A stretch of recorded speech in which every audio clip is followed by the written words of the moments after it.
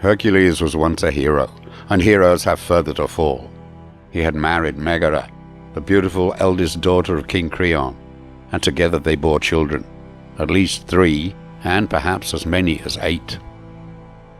But all was not perfect for Hercules.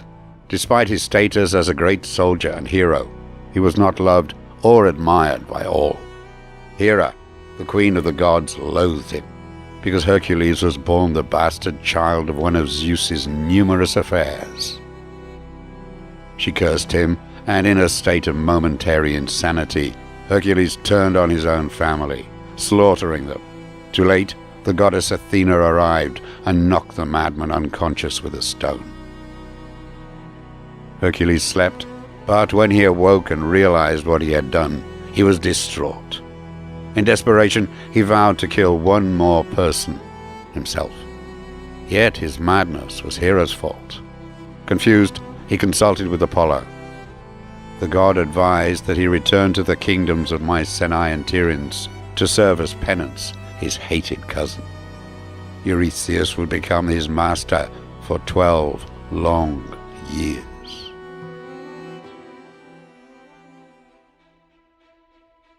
Eurystheus presented Hercules with 10 tasks to undertake, each designed to humiliate, or better still, kill him. Firstly, he was sent to destroy the Nemean lion and return with the creature's skin. The fearsome beast was immune to attack from weapons. Only a human hand could harm it.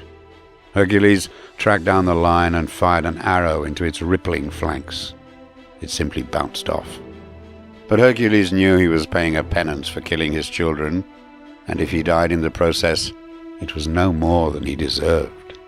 He rushed into the lion's den and, evading the slashing claws and tearing teeth, managed to climb onto the beast's back, grabbing it around the neck. Squeezing tight, he held on until the lion's bucking and twisting weakened. Its head ceased to thrash, and slowly the light of life left its eyes. Still, though, the task was incomplete.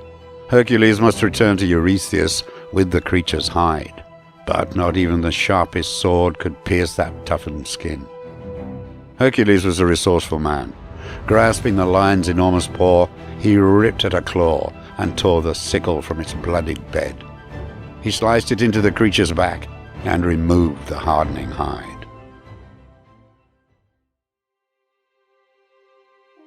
Shocked that he had completed the task, Eurystheus sent Hercules off once more. "Kill the Nemean Hydra," he instructed. Hercules lured the 9-headed monster from its lair by launching a burning arrow into the writhing beast. As it emerged to destroy its tormentor, Hercules slashed at its heads. But as one fell to the ground, so 2 more sprouted in its place. Hercules was not alone in the task. His nephew Iolaus had accompanied him, and together they triumphed. While fang-crammed heads swung at him, Hercules continued to slash away. As they fell, one by one, Iolaus stepped in with a burning brand, cauterizing the bleeding stumps to stop them growing anew. In this way, the Nemean Hydra was destroyed. Eurystheus was furious when he heard the news, as was the goddess Hera. More subtlety was needed to humiliate Hercules. His third task would require intelligence and strategy, not just raw power. He should capture the golden hind of Cyrenea.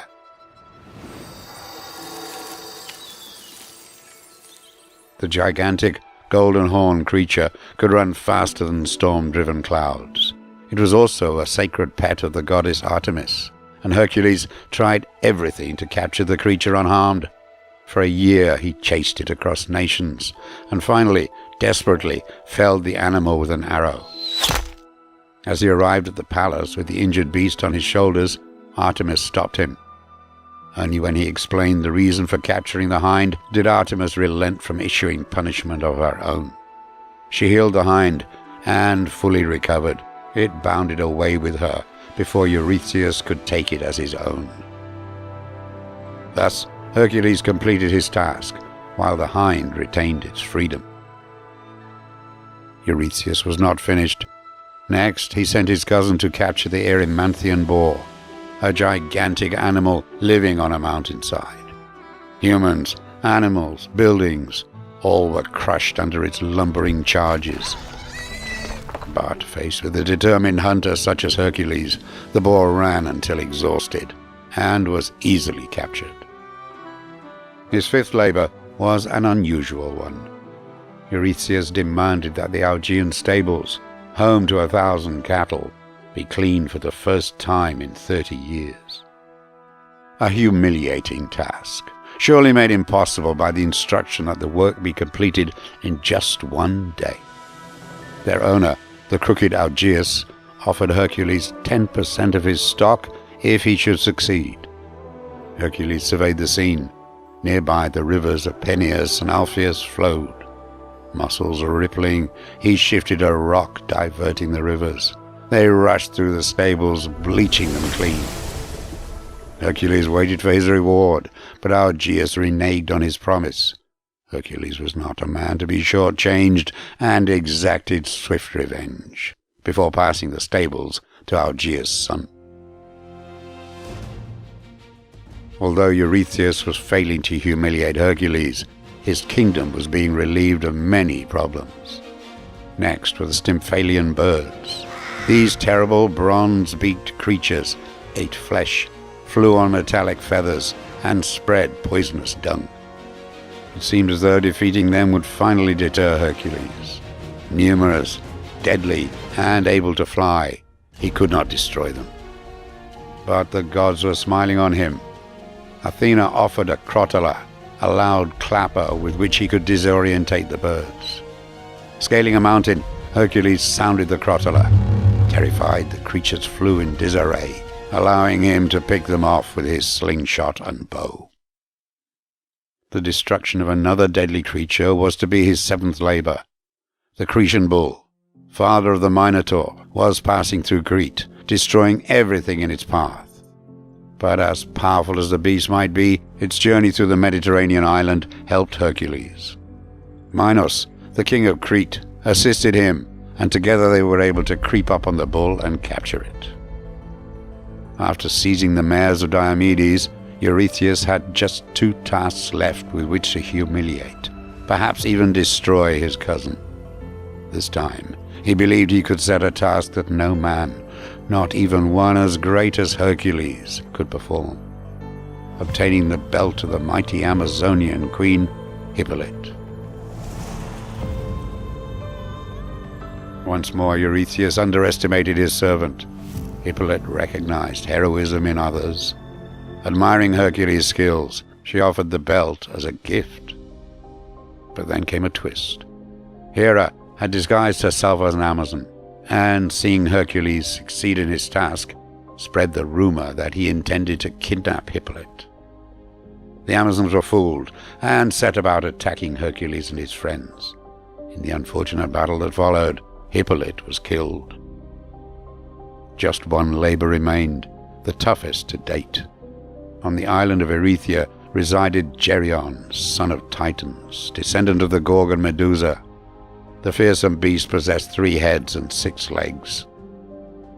Hercules' task was to capture Geryon's cattle. He landed on the island and faced immediate attack from Geryon's servant and his slathering 2-headed hound. Hercules had no choice but to kill his assailants, and when news of this reached Geryon, he set about hunting down Hercules himself. But even the creature's massive size was no match for Hercules' arrows. As the monster died, Hercules rounded up his cattle, no small task in itself, and returned to Greece. He had succeeded. He had completed the 10 labors set for him. But still Eurystheus was not satisfied. "You had the help of your nephew to kill the Lemnian Hydra," he sneered. "And it was not you who cleaned the Augean stables, but the flow of the rivers." Hercules nodded. The claims were exaggerations of the truth, but his tasks were steps towards his own rehabilitation. The world was becoming a more peaceful place, and the people of the kingdom were starting to see the fruits of his labors. Hercules was on the path to redemption. Humbly, he offered to complete 2 additional challenges, the toughest yet. Eurystheus coveted that which he could not have, including golden apples which grew in the garden of Hesperides.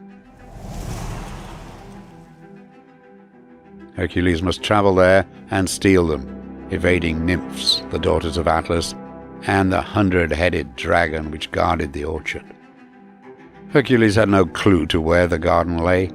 Eventually, he found himself at Mount Caucasus and discovered Prometheus, who had given fire to mankind.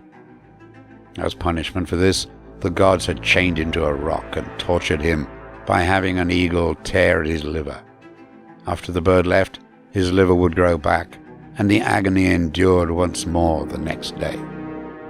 Hercules freed Prometheus, and in return the old man told him how he could get the apples. Find Atlas, relieve him from carrying the earth on his shoulders, and the god would collect the fruit. A good plan, until Atlas refused to take back the weight of the world. But Hercules was shrewd. Carry the world for a moment, he asked, while I put on pads to protect my shoulders. Once Atlas took hold of the burden once more, Hercules collected the apples and delivered them to Eurystheus. The final labor of Hercules was the most dangerous of all. He was charged with capturing Cerberus, guardian of the underworld. Cerberus was the most fearsome creature imaginable. Serpent-tailed, snakes writhing from its spine, its triple hound head slathering mercilessly. After many months, hardships and battles, Hercules came upon Hades, the god of the underworld, who promised he would give Cerberus to him if he could defeat the beast using just his own hands. And Hades was as good as his word. The fight was fearsome, Hercules enduring deep wounds from the teeth of the hounds, poison from the snakes, and slashes from the serpent tail. But his faith was true, his spirit unbroken, and his search for redemption so strong that Cerberus was defeated, and Hades sent the creature with Hercules to Eurystheus. The labors were completed.